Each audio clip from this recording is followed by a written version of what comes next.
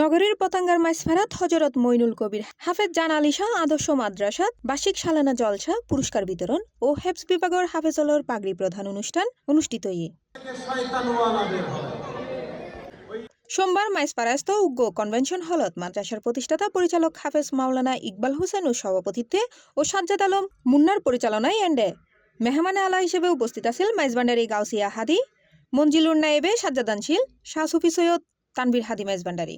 বিশেষ অতিথি আছিল মাদ্রাসার উপদেষ্টা রাজনীতিবিদ মোহাম্মদ মুজাহিরুল কাদের, মাওলানা আব্দুল রহিম তৈবি, মাওলানা নেজামুদ্দিন, মাওলানা মইনুল হক রাব্বানী, মাওলানা ইকবাল হোসেন আল কাদেরি, মোহাম্মদ আইব আলী সহ আরো বহুত কেউ।